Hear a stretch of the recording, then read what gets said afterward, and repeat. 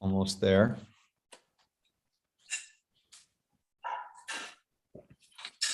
Okay, so that should be going now. All right, yes, we are live on YouTube, everyone.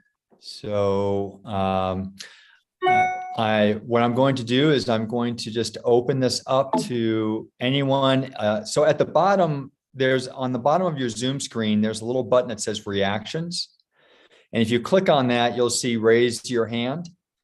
And so if you have a question, just raise your hand like that. And then, once we call on you and we start answering your question, just if you could go back there and lower your hand so other people can raise their hand too. Okay, so it looks like Anne is first up to bat here. So Anne, where are you? There you are. All right. Hello, how are you? Hi, Rick. I'm really enjoying your tapes. I'm trying to do some of the exercises that I can and some I can't, but the explanation video you gave as to why things go wrong makes so much sense. I think that's exactly what's going on with me.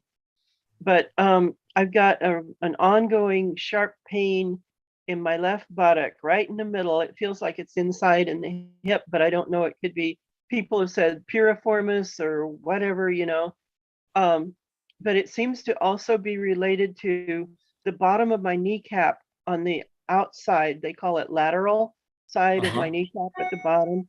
Yeah. And it seems tight. It just a tight, dull ache on my knee, on the bottom of my knee. But it all seems to be related because it's really hard for me to spread my knees out like that, especially my left side. I just can't. It's like frozen in place. Got it.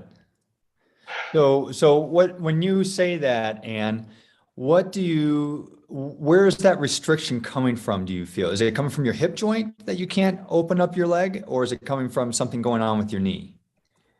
The hip. The hip. It's got to be the hip, yeah. Okay. And it also feels the, I don't know, muscles or tendons or whatever on the insides of my thighs feel really tight also. Yes. Yeah. Okay. Can I speak to my theory of what may be happening with you? Mm-hmm. Before I go into that, what I'd like to know is you mentioned that some of the exercises are difficult for you to do and some are not. Which ones so it sounds like some of them you're not doing. Right. Okay, right. so which ones are you not doing? Okay. I can't do I put them on cards so that I'd have them. See, I made cards out of your. Oh, look at you. Oh my gosh. Holy smokes, that looks really good. Nice. I'm really impressed. Okay. All right, yes, the hip release. I can't do that with my left leg at all. Got it. All right. Are those the only two? No, I can kind of do this one, but not too far. Yeah, those two are similar things. I can do this one. You cannot do that one, you're saying? I can. Oh, good. All right, great. Now, let me ask you this, Anne. So that one that you just showed up with me standing at the table, right? The original version is with you on elbows and knees. Are you unable to do it on your elbows and knees? I can't get up on my hips, like it kills my hips. Okay, so standing is the way that we're going. Now, let me ask you this. Is that standing when you're doing that, are you feeling the butt muscle activate when you're doing that? Yeah. Yeah. Yeah. Yeah. I don't know if I'm convinced. So I think in the video, I mentioned turning the knee out a little bit to help turn on that butt muscle better. Are you doing anything like that? It's been a few days since I've tried it. Okay. But yeah, I know that it's harder for me to put my weight on all my weight on my one leg and then lift the other. But and is it harder to put your weight on your left leg or your right leg, or are they both about the same in that regard? My left leg is harder because it's painful. Mm-hmm. Yes. Okay, so I'm going to go back to your original question then. All right. Oh, I have one more question. There's a thigh muscle stretch on the table there. Are you able to do that one? Okay. Mm-mm. All right. So these are the two key exercises This I one feel feels for. really good. That Yes. feels really good. Yes. So this is confirming what I'm suspecting is going on with you, Ann. Okay. So I'm going to bring up my little skeleton here. All right. So what I'm suspecting is that the sharp pain that you're feeling in your left butt here is because you have what's called an anterior femoral glide syndrome. All right. And what that means is that the femur head in the socket here is moving around like a washing machine that's out of balance in your hip socket. So if you look at the hip like this, okay, we have the butt muscle that stabilizes the hip joint from the outside like this. Okay. The butt muscle is running like this and it's stabilizing from here. But on the inside, we have all the inner thigh muscles that attach from here down to the knee. And those are stabilizing the hip joint from the inside. Does that make sense? From the outside of the hip and the inside of the hip. So what I'm suspecting is that typically what I've been finding is that the less that the butt muscle is working here, which then causes these femur head to careen out of control in the hip socket, the less that they work, the more the inner thigh muscles have to work. And so I suspect this is why you're feeling that sense of tension in your inner thigh muscles, is because they're trying to take over for the absent butt muscle. Okay. So that exercise that I have you standing at the table, this is why I was really trying to drill down into, are you feeling your butt muscles doing that work? Because when you're lifting that leg like that, it could be your back, it could be your hamstring, it could be your quads, it could be your feet, it could be everything but the butt that's pushing that leg up. I think it's my back muscles. Yes. All right. So what we need to do is make that motion even smaller. And then, so the butt muscle rotates the leg to the outside. Okay. So if you're doing that exercise and you slightly turn your knee to the outside, like you're going to pee on a fire hydrant kind of thing. All right. So if you do that, it automatically turns on those butt muscles for you just by trying to do that. It doesn't matter how far the knee goes to the outside. Just that you try to do that will activate the butt muscles more. And so most people, when they do that, they try and go too big with the motion. Well, that turns on and off the butt. We don't want it to turn off. We want it to stay on. So you want to make that motion as tiny as possible to keep that butt turned on during the entire episode of that exercise. Does that make sense? Yeah. Okay. So I would modify how you're doing that to really dial in that butt. Feel and reach back with your hand if you need to make sure that it's getting turned on. You've got to get that butt to turn on, because what you're also telling me is that strap exercise that you said you like, what that's doing is pulling the femur head back in the socket where it should be. That's the job of your butt muscle. That's why I had that exercise in there. All right. So it's confirming that you have an anterior femoral glide syndrome. It's helped when it can be put back in the proper position, but you haven't activated the butt muscles well enough to pull that back into the position themselves. Does that make sense? Yeah, it does. Okay. Now the second part of your question of my query into you was, you are not doing the thigh stretch, the thigh muscle stretch that I had on the table, right? That is a critical exercise for your knee and your hip, because the thigh muscles are attaching to 3 different places on the knee, as well as to the front of the hip bone. You mean the one where you have one leg stretched out and one knee pulled back up? Yeah, and one leg's going over the edge of the table. Okay. Yeah. That is really important. And remember, in that video I have there, you can put a chair underneath your foot to support the weight of your leg if the weight of your leg is too much. and causes too much stress. And then what you do is you lower your heel down to increase the stretch, right? So your foot is on the chair like this. And then as you lower the heel down, the leg's going down lower and lower, and it creates the stretch in the thigh for you. It's all in that video. You'll see it. Okay.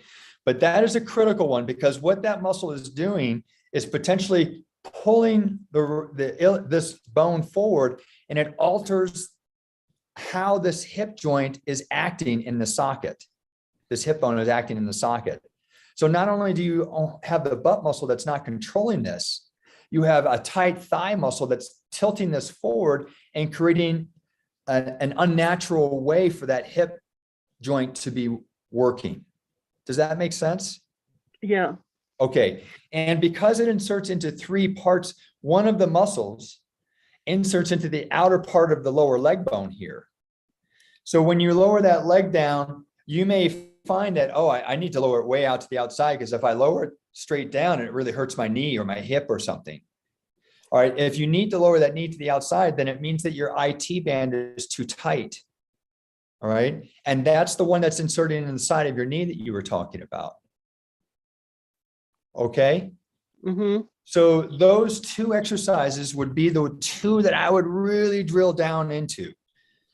All right. And, get precise. And if you need to, I mean, by all means, take the video to your physical therapist, your massage therapist, your personal trainer, whoever, and have them help you figure out how to do these things. Okay. Because I think that these are going to be central to you feeling better.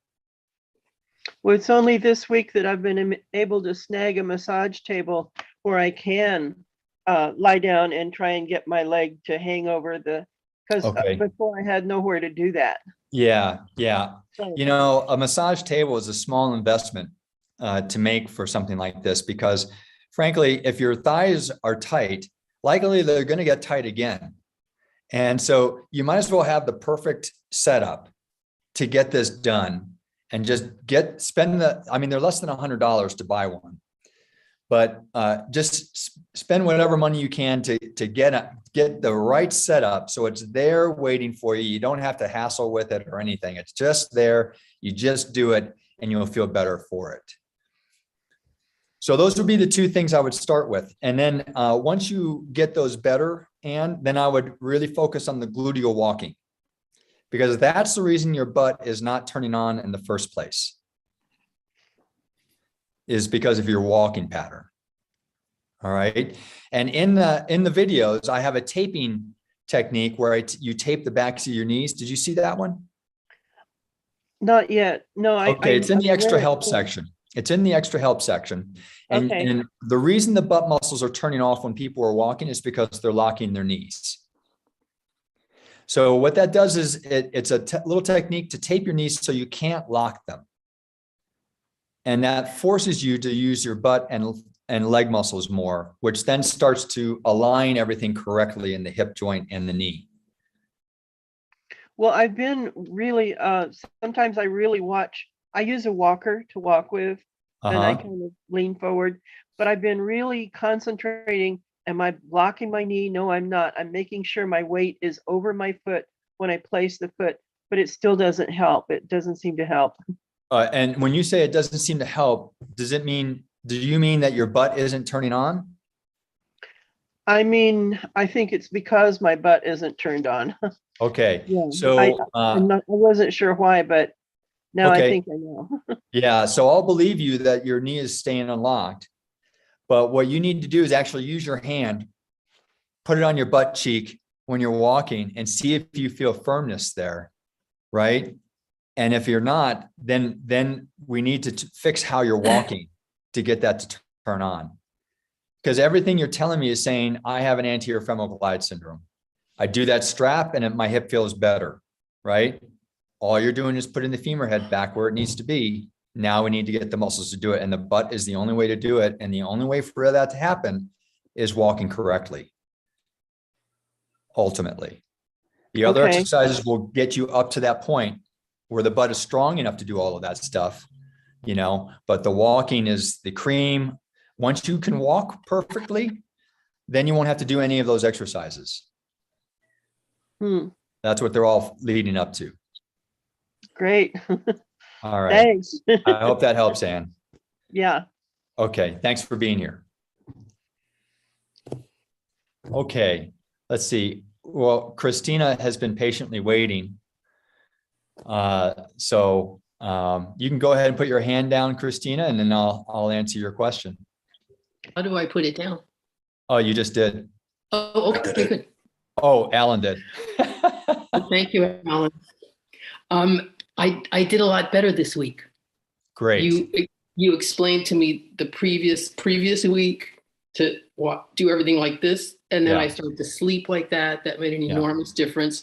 I concentrated more on doing the somatics exercises Good. because I could really see how tight everything is. Yes. And today I was able to drive my car for the first time in 5 months. Excellent, Christina. So yes. I'm so Yeah. happy for you. Yeah, me too. Yeah.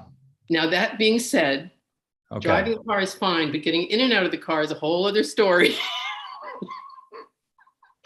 Right. So Can't we just skip that part? really, why can't I just be dropped into it? Right. Right. No. So like basically I don't have the range of motion. Like I Yeah. can't, now I'm sitting, I can bend my knee at 90 degrees. That's really an achievement.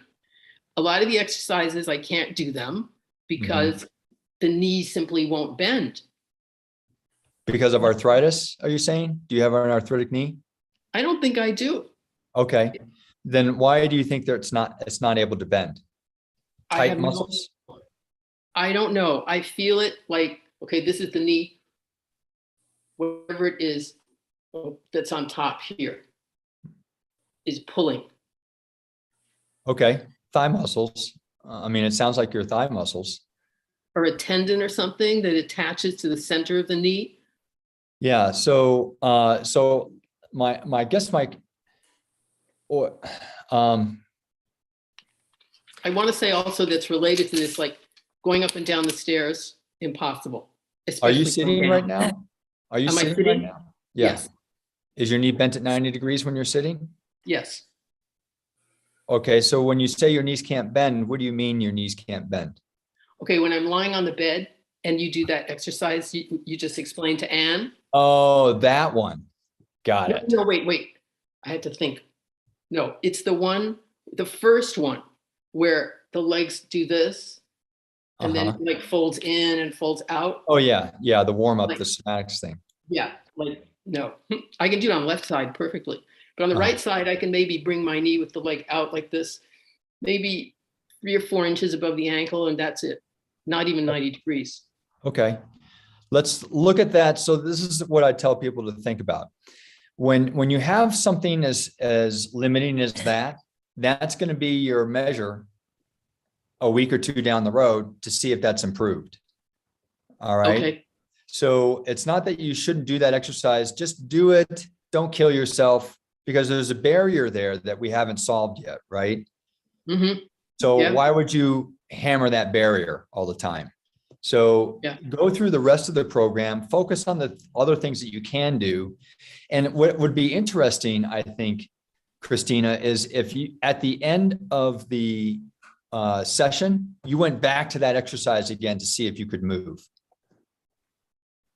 And you froze there. So I'm going to guess that you probably didn't hear anything I just said. Are you back? I heard what you said. You're going to go to the end of the program, and what would be interesting would be at the end of. Do you hear me? Yes. Yes. Okay. All right. So let's use that as our little test. So you can even do it after each exercise. For instance, that one where the leg is dropping over the edge of the table, stretching the thigh muscle. Mm-hmm. So you could do that and then go back to that exercise and see if that's better. Or you can do the butt pump exercise and then go back to that other exercise again and see if it's better after that. So see if there's a specific exercise that is speaking to that limitation of that one somatics warm up that you're talking about. Does that make sense? It does make sense, but I don't know, when I first started your program, before you and I met online. It was like, I have a feeling I could do them a little bit better. It's been a while now. And Well, we just so, figured out that you have retroverted femurs. I know. So here's the other idea. Remember when I asked you to have a massage therapist massage your popliteus muscle? Did they do that? They didn't do it, but I did it. Oh, I went okay. as deep as I could, really, really deep. And it was like, when I first did it, before we met, it was super painful. Yeah. But now it's like nothing, like nothing in there. So the popliteus has relaxed a little bit. It's relaxed quite a lot. Okay, good. So we know it's not that. It's because that locks your knee into a rotated position. Yeah. Popliteus. So why do you think that, where do you think that limitation is coming from with that exercise in particular? What does it feel like is locked or blocked? Is it that your hip can't move, or is it that your knee can't bend? It's that the knee won't bend. Okay, and how much of a bend are you trying to get? Past 90 degrees? Yeah, I'm trying to get it to be like the other one. Okay, so sitting in that chair right now, can your knee bend past 90 degrees? No. All right, so we have a block here somewhere. Yeah. All right. And when you try to bend it past 90 degrees, what is it that you're feeling? Are you feeling like a hard block, like you're running into a wall, or does it feel like a soft tightness kind of thing? It feels more like a soft tightness. Okay. Yeah. All right. So what I'm going to do, let's treat this like it was a surgical knee. All right. And let's approach it like this, because it sounds like you have a barrier in the knee that we have to see if we can push through. I don't know whether it's a hard barrier or not a hard barrier. Okay. But what you would do is if you're in that chair and you plant your foot on the floor, if you scoot your butt forward so that your knee comes out over that foot, you're going to run into that barrier. Yes. All right. And so what you're going to do is you're going to hold that restriction for a few minutes and then back out of it and then come back into it again and back out of it. And you're going to do this throughout the day, and you're going to start to see whether that barrier is changing. Okay. If you challenge that barrier for like a week or 5 days or something like that, if you challenge it and we don't get anywhere, then we know it's a pretty firm barrier. And we shouldn't spend time on that. You should see a doctor and see if there's an arthritic change in the knee, whether you have maybe you have a meniscal tear in that knee,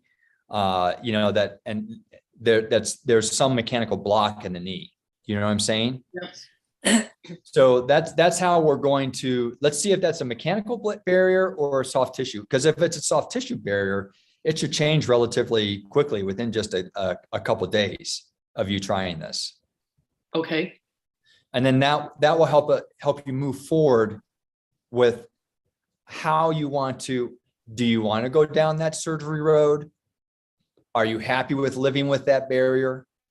As long as you can maintain as much range of motion as you can up to that barrier, is that enough for you? So we would then work on that limitation if you were satisfied with that. And if you weren't satisfied with that, then it's time to see an orthopedic surgeon to see if there's something mechanically going on in that knee that's blocking your knee from bending like that. Okay. All right. We have to figure this out, right? Yeah. Yeah. Because I'm not going to let you blame my somatics exercise. No, we really do need to figure this out. So yeah, because both legs in the x-rays look very different. Okay. Yeah. Very different. Yeah. I mean, let's see what the truth is. Okay. All right. You've already unlocked your knees quite a bit by turning the feet out. The popliteus has released, your thigh, everything's looser and working better, but we still have this mechanical block. Yeah. Let's figure out what the mechanical block is. Okay. So that's for how we're now, going to do it. Just do that pushing back. Just do that for a few days. Do it as often as you can throughout the day, 20, 30 times during the day, as often as you can. We should get some change in that block within a few days. Okay. If we're not, then there's likely a mechanical issue going on. Okay. All righty. All right. It's scary. Yeah, it is scary, but you know Yeah. what? It'll be liberating because you're going to be dealing with the truth. Yeah, you're right. Okay. Thank you very much. All right, sure. Real quick question, Rick, is this the exercise you're talking about? Yes, that's the one. Okay. And you would be doing level 2, Oh, okay. the bottom one. Yeah. Yikes. Okay, thanks. Okay, Ann. All right. Nobody else has their hand up at the moment. Okay, anyone else with a question? If not, I'm going to go over some patients that I'm working with that are giving me trouble. And I want to talk to you about why they're giving me trouble, and maybe this will help you understand what's going on with you. So if you're not interested in that, then ask a question. Okay. All right. So it looks like Margaret has a question. I am interested in that. Oh, But, okay. and I want to say I've been working with your books for about 1.5 years, and I've Okay.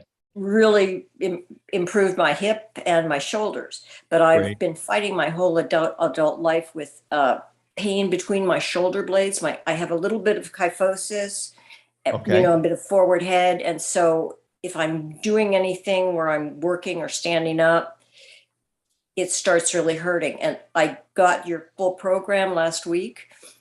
And actually today I was just watching all the way through it. And I see that in the headache one where you talk Yes. about shoulders, you do talk about that. And I got the clavicle brace, is it called? Oh, The yeah. brace? Okay. Yeah. Yes. To start reminding me with my posture. But what I wanted to ask was, is that more of a external, what is that muscle on the side? Oh, external oblique. Yeah, is that external oblique issues or just shoulder blade issues? So the key to your question, I think, Margaret, is the fact that you said that you have some kyphosis. Yeah, but yeah, cat back. Okay, so for those who are listening, kyphosis means that the thoracic spine here, this area of the spine is a little bit more curved than normal. Okay, so what typically happens with kyphosis, Margaret, is that we're all taught to stand up straight and tall, and people with kyphosis have to work harder at that. So what they end up doing is they end up squeezing the shoulder blades together to offset, to get up tall, to move past that thoracic kyphosis. And that is often where this irritation happens. Yeah. So what the clavicle brace is doing is saying, okay, what if we have something else do that for you? Does that take away your pain? If it does, then you know that the reason your pain is happening is because of this strategy of squeezing the shoulder blades together to create posture. But that's not the right strategy that you should be using to create posture. Mm-hmm. The right strategy should be the lifting the rib cage one. Remember that one? Yeah. Okay. So that's the one that will actually correct your posture. And there's two components to that. One is lifting the rib cage a little bit and holding it up there. But the other part of that is relaxing the arm system and get this out of the equation. And so the clavicle brace will tell us whether that is likely the pattern of issues causing your pain. Does that make sense? Yeah, definitely. Okay. Does that answer your question? I'm not sure. Yes, pretty much. And then the question about the external obliques was, in order to lift your chest up and be able to hold it there comfortably, is that abdominals or external obliques?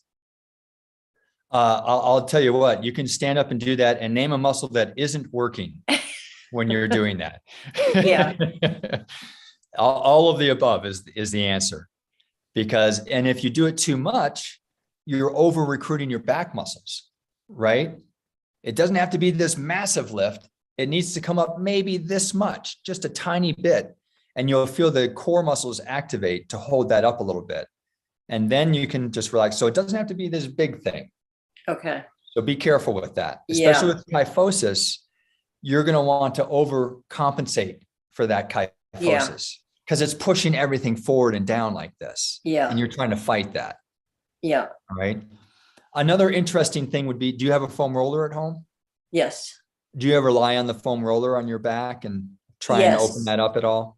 Yeah. When it's really bad, I lay on the foam roller or a rolled up yoga blanket with Okay. my shoulder for like, if I do that for 20 minutes, I'm okay then. Yeah. So that's just turning all those muscles off. Yeah. The foam roller is doing the correction for you, Mm-hmm. right? So when you do that, do you find that your chest muscles are tight? Yeah. It pulls them. Yes. I would Yeah. continue to stretch your chest muscles because what they are doing is contributing to this forward pull, Mm-hmm. which then you're trying to fight against. Right. Yeah. So you want to stretch the chest muscles. Now, the other nice thing is with kyphosis, okay, so we have all these abdominal muscles attaching from the front of the rib cage here down into the pelvis, right? So sometimes with kyphosis, what happens is this kind of stuff is happening. And these muscles end up being shortened. So then you have to work even harder to get that rib cage up. So I find a nice little stretch is like if you lie over, a pillow or something like that, and just let that stretch out. That also is another way of stretching these guys so that you don't have to work so hard to get that rib cage up anymore. Right. Okay. You can do that over a fit ball too, but I'm reluctant to tell you to do that because it's a fairly aggressive way to stretch the stuff out. Yeah. So I would start with a pillow or two or something like that and see if you feel a stretch here, then likely your abdominal muscles have also become tight because of the kyphotic changes in your spine. And that's yet another thing pulling you forward and down. So I would want to not just lie with the pillow under my rib cage, but also under the small of my back. Yeah, it would only be under the small of your back. So it would be kind of like this. So you're kind of like, draped over it a little bit. Okay. And you see how that lengthens this space here. That's what we're looking for. Okay. But be careful being there too long because this position will hurt some people's backs being here too long. But I would do it just for maybe a minute or two first and see if you even feel a stretch. And then you get up from that and you see, oh yeah, it's a lot easier to lift my rib cage now. And if that's the case, then stretching the abdominals would be maybe a good move to do to add into your repertoire of solving this for you. Because these muscles are small. And by squeezing the shoulder blades together, you're trying to use these small muscles to fix these big things, right? And these big things here, and this shape here. And that's probably why they're irritated. They need a little bit of help. Okay. Does that make sense? Yeah. Okay. Did I answer all your questions? Yes. Thank you. Okay. All right. Thanks for asking, Margaret. Okay. Okay. Good seeing you. Yeah. Okay. It looks like David is on here. So let's go ahead. David, you can lower your hand and ask away. Good evening, Rick. Can you hear me? Yes, I can, David. Thanks. I guess I don't see immediately on the interface how to lower my, oh, it looks lowered. Okay, great. Yeah, Alan got thank it. you. Thank you. Thank you. I had two fundamental questions. And I can't see you, David. Is it possible for you to turn on your video? Let me try. Oh, wait, it says give access to the camera. I'll click on OK. Unable to access camera. I think we're going to get it. Is it working? Not yet. For a moment, it said unable to access camera. Oh, okay. Well, if your question doesn't require me to see anything, I guess you can continue asking away. Yeah, sorry about that. No worries. Let's see, the first question was about the strengthening exercises on consecutive days. And so I have a chronic shoulder pain for 18 months, and I've been working with your set of exercises from the headaches book, which also addresses shoulder and elbow issues. Got it. And it recommends, and also the online video series. Okay, great. And you got the neck pain series, you said? Yes. Now it's my shoulder that's the problem, but I understand. But yeah, the neck and the headaches program online has been helpful for getting me back on the court a bit because I'm a serious racket sports player. Okay. And so, but there's still certainly definitely room for improvement. And there's advice about doing strengthening of the upper trapezius muscles to support the shoulder better. And the programs imply that you should be doing the strengthening exercises every day, or maybe even sometimes multiple times a day to improve the situation. And I've had sort of up and down, good days and bad days in it. And I've talked to other therapists in the past who've said that for strengthening any muscle, they recommend days off in between. And so I wanted to get your take on whether it is beneficial when it comes to strengthening the upper trapezius to have the days off, or whether it's actually beneficial to do those every day. I hope you mean the mid trapezius. The series that I've been using have said upper trapezius. My series? Yes. I have a mid trapezius strengthening exercise in there. I don't have an upper trapezius strengthening exercise. Okay. Yeah, I only know this terminology from your materials, but yeah, I believe you. I don't really know my anatomy, so Okay. or All right. terminology. Okay, so here's this deal with strengthening. There's two ways to look at strengthening. If you're looking to build muscle mass, that is one type of strengthening. All right, and that include that, and you do volume for that, and that's the type of strengthening where you break down muscle tissue. You got to let wait a day or two to let it repair and build back up and heal and all that kind of stuff. The strengthening that you're doing in my program is not a hypertrophy type of strengthening. It's a neural recruitment type of strengthening. So by activating and connecting your brain to your muscles then become stronger because you're learning to turn them on. So I use strengthening for that phenomenon, because you are in effect becoming stronger, but it's not due to hypertrophy, it's due to neural recruitment. So from that standpoint, it is perfectly safe, and especially the mid trapezius is designed to work all day long.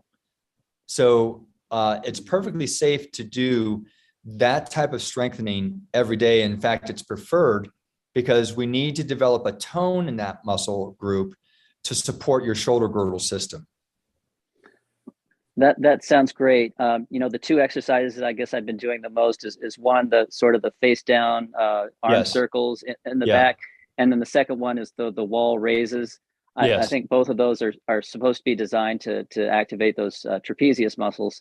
So those are the ones that I was thinking about there. So is that a permanent thing that those can be done every day, or do you reach a point where you can tell that it's no longer helpful to do them every day?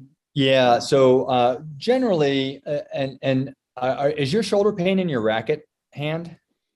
Yes, and I think it was caused by the sport. Yeah, but what's interesting is I feel the pain the most on the days in between, and when I play, it sort of gets temporarily pain free, and that has led me to believe that it's maybe not a full tear of the rotator cuff, because I really am hitting the ball quite hard for hours. Yes. But it's really quite painful on the in-between days, which it didn't used to be. Okay. So what I would kind of recommend, David, have you seen the taping videos yet? Yes. I saw one for Have you the done ankle. any of that? I tried the brace, the dorsal night splint, but that was for a foot issue that was a little bit less serious than the shoulder. I haven't tried a shoulder taping yet. Okay. I have two types of shoulder taping in there, two videos for shoulder taping that I think would benefit you, because I'm going to suspect that you have a depressed scapula. And so there's one taping technique in there to tape the scapula up. And since you also mentioned that you have a potential rotator cuff tear, there's a second taping recommendation in there that unloads the rotator cuff that is typically torn. And that uses the kinesio tape. The first one uses the leukotape P and the cover roll stretch. So I would do both of those, David, because what it sounds like we need to do is get you out of this cycle of irritation. And by taping up both the scapula and the supraspinatus, that should completely unload that system and allow whatever is injured in there to heal. You should feel really good with those two taping techniques. And I would keep taping while you're doing the strengthening exercises and doing everything else until you feel like you can start weaning yourself from the tape to see if the progress is holding. But our first step would be to tape to see if it does decrease your pain. And then the second step would be to continue taping while you're strengthening. And then once you feel like your strength has gotten to a point where it's adequate, then start weaning yourself from the tape and see if it's truly adequate. Does that make sense? Yeah, yeah, that sounds great. And thanks so much for the suggestions. I haven't found those in your materials before, so I think I'm just going to have to search harder. Okay, Is that it's in the information neck pain online? program, the online program. And it's in the, I think I put it in the extra help section of that. Okay. All right, so check that out. And then also in that extra help section, there's a recommendation for a practitioner to mobilize your shoulder blade. What often happens is when we get an injury to an arm, the shoulder blade becomes adhered down to the trunk because a lot of the larger muscles that control it start going to spasm to protect the area. And so mobilizing the shoulder blade will help get it to move the way to release it from the trunk so it can move the way it's supposed to. That's all in the extra help area. Sounds great. Yeah, I'll try to focus on that. But isn't it true that it couldn't possibly be a full tear of the rotator cuff if during play for hours where you're hitting the ball your hardest, the pain sort of often temporarily goes away? I mean, it's true that after maybe 3-4 hours, it often is pretty bad. But if there's only a couple of hours to play, often it's pain-free at those times. And so I've been assuming it's maybe just some sort of tendonitis or arthritis or a combination of the two, as opposed to a possible rotator cuff tear. Full tear. David, I've worked with enough people. I'm not going to say that nothing is impossible. Okay. So I agree with you. It's highly unlikely, but I can't even see you. So I don't know, but it's unlikely, but I wouldn't say impossible. I, for instance, I had 2 patients here, one with 2 full thickness rotator cuff tears, who was an ER nurse for 15 years and didn't know that she had rotator cuff tears. No. I had another one with the largest labral tear her surgeon had ever seen. She didn't even know that she had no recollection of ever injuring her shoulder and functioned just fine. So there's lots of ways that the body can compensate. And, but I would agree with you that, yeah, the rotator cuff, that supraspinatus is pretty important to raising the arm up for a racket play, but I wouldn't venture so much to say that's impossible based on my history, seeing people function amazingly well with these kinds of things. So I want to go back to the mid trapezius strengthening exercise. So to answer your question about how long you should be doing that, first of all, we have to make sure that we're doing it right. That's the first goal.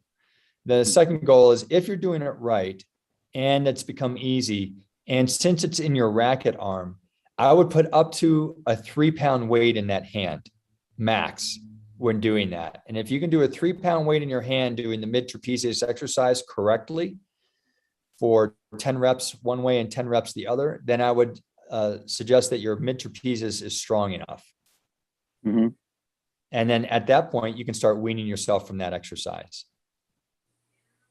Sounds great. Yeah, I haven't gone much above 1 pound to this point because I've had good weeks and bad weeks, and it seems that I have trouble stringing consecutive good weeks in a row. And so when the pain comes to and it gets worse, I tend to not want to go up in weight. So I haven't really gotten up to the 2 or 3 pound level yet. No, it's a good call, and that's a little disconcerting to me. So I'm trying to understand.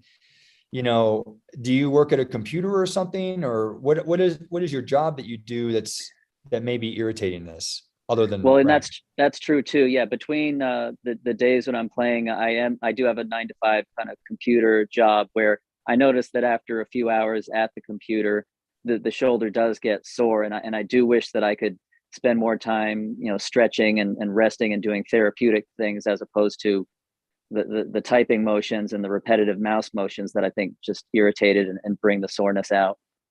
Okay, so let me ask you this then. I'm going to guess you haven't watched the ergonomic video then? Just headaches There was two Well, the stages of the ergonomic program. video within the headaches program, did you watch that?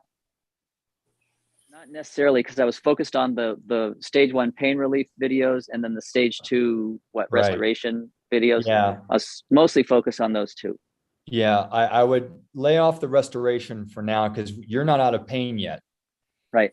Right. We haven't figured that out. So you don't want to start the restoration until you're 75% better. And it doesn't sound like you're there yet. Mhm. So I go to that extra help. It might be there, it might be the changing habits section. I can't remember. But anyway, I have an ergonomics video in there about how you should set up your chair to unload your shoulder system. It sounds like your shoulder is not getting the rest it needs, David. I have, I'm permanent work from home for the last couple of years since the pandemic, and I do have a standing workstation. Don't know how that's a factor, but it won't be an issue. That's not good. That's not good. So, okay. Yeah. So especially if you good. have a depressed scapula, your arms are not being supported. And Right. So you need support to take off. So the supraspinatus is your arm is hanging on the supraspinatus when your arms are down by your side, unsupported. And if I will say there is a tray for my wrists that's the keyboard is on. So I'm able to rest the wrist while I'm typing, and that does take a little bit of pressure off the shoulder. It's not enough. Please watch the ergonomic video in that program and try it for a week and see if your shoulder feels better with proper ergonomic support. It's easier than you think. It's just using a couple bed pillows in there to stuff in your chair to support your arm. And then you also mentioned that you use a mouse. Yes. Do you use a lot of mouse? Do you do a lot of mouse work? Yes, and it gets to the point where I two-hand the mouse so that my right arm and shoulder aren't doing all the work. Gosh, David, I mean, it's getting worse and worse. Yeah. So the mouse is a big deal. I once solved one guy's 20 years of neck pain by having him move his mouse. All right. It's a huge stressor to the shoulder and neck region. So here's my recommendation for the mouse. And it sounds like you do a lot of mouse work in your job. Is that correct?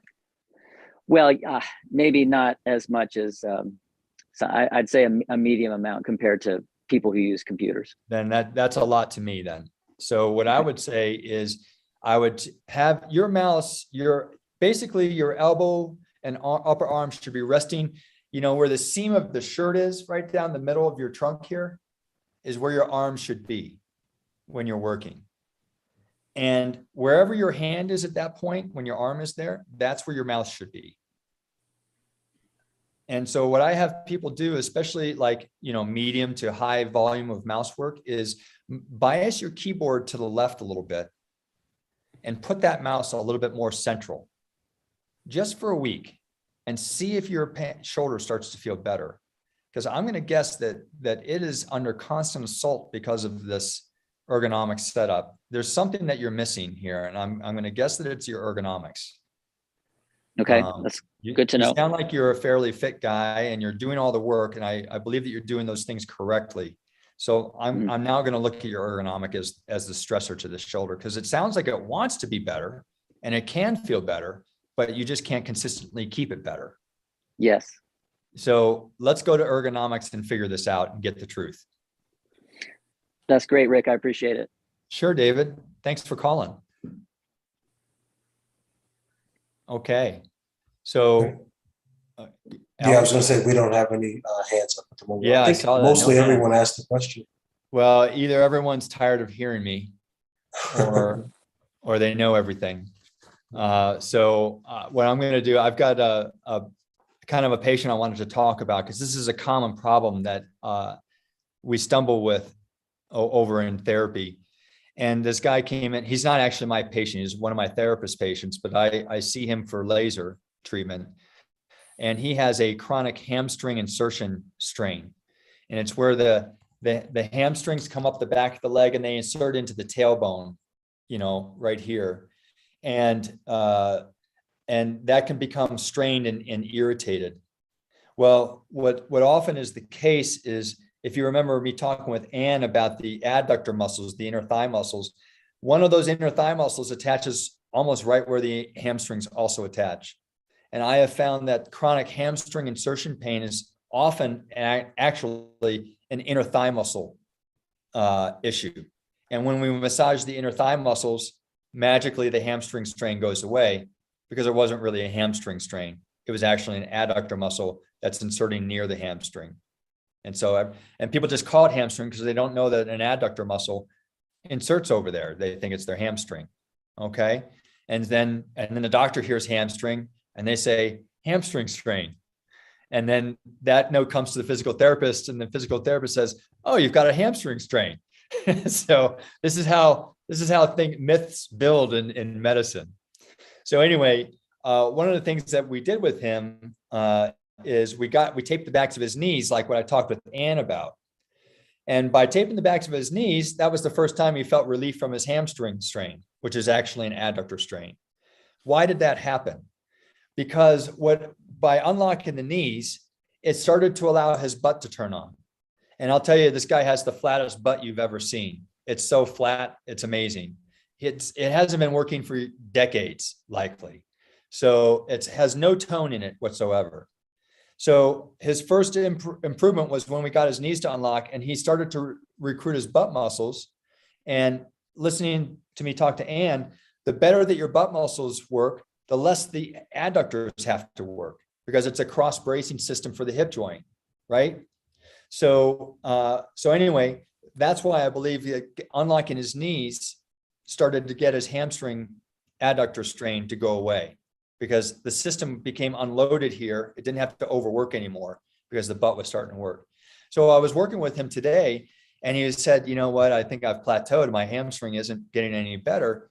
And I'm talking to him, and we're talking about it. And I've got my hand, because I'm doing a laser to his butt muscle, and I've got my hand resting on his butt and another hand on his hamstring.